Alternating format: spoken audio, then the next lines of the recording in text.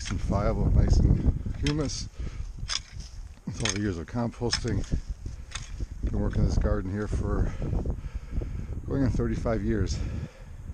Putting the compost in there and rotate that through. Alright, well the bed's pretty well smoothed out here, and got the markings where the leek rows are, going to go for the leek seeds, and so I was going to go ahead and use a board to make the rows. I just kind of eye it down here, keep the eye down on the other stake down there, and just make a nice impression along here. I like to go down a couple inches, and maybe about 1.5 inches, 2 inches in the impression. And what I do is when I plant the seeds, I'll go ahead and fill it back up with potting soil. That way I can keep a good eye on how the seeds are growing. I can sneak down once in a while and make sure they're germinating. Takes a few weeks. Like I said, other people plant their leeks indoors and plant the seedlings, but this always works pretty well, and by October I have picking leeks. And the potatoes do fine on the outside. Get the other row done here. It's nice and easy, very simple.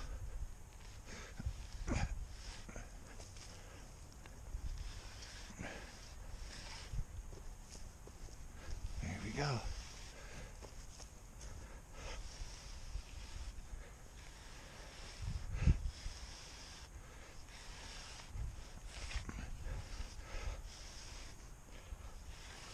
Leeks are heavy feeders, so as they grow, I will I fill them with compost in between throughout the season. That helps them really get move them along quickly. I get the root fertilizer that's provided by Gardens Alive, meant just for root crops. Being leeks one of those. Got a few things still in the way there, but that's okay. There we go.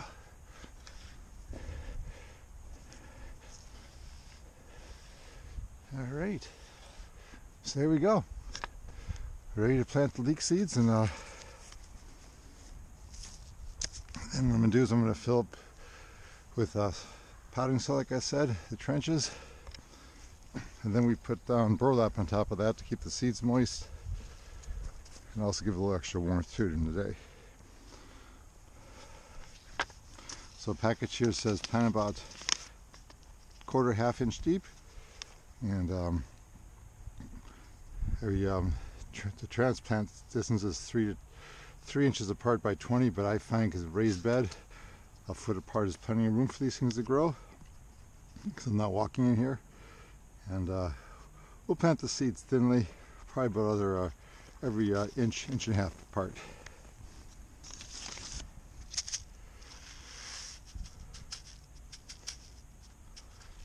Here we go.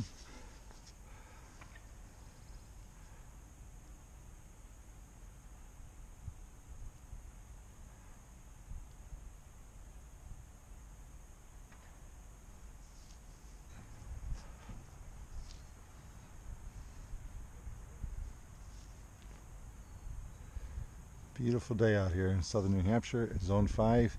You hear the birds singing in the background. We'll be checking on the beehive later on to see if our queen survived. If the bees got the queen out of her cage. You want to go to the YouTube, it talks about there's a queen still alive, installing a package of bees. You'll find that, because we're also beekeepers too, but we've had a few challenges with the mites, but we'll cover that on another YouTube later on. Alright, let me go ahead and start filling this up with some potting soil. I see it's about 1/4 inch, that's all you want to do. There we go. And this helps mark it easy, so you can, that way I know exactly where it's coming up, to be watching for them to be coming up. Like I say, it takes about 2 weeks to think these guys to germinate, but I keep them covered, very moist, and more left to go here. Let's see, about a quarter, half inch is plenty.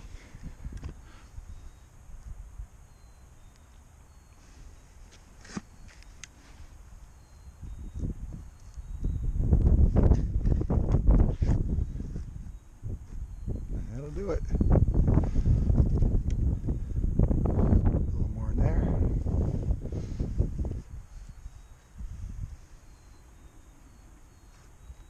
Alrighty. So now next thing we're going to do is we're going to put down our burlap. Then we'll water the burlap down very well, and to make sure that its seeds have good contact with the soil.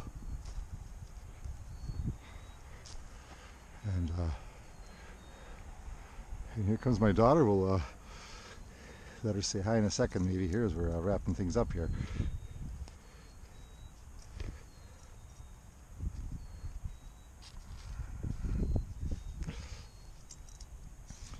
Alright. Here we go. Put them down there.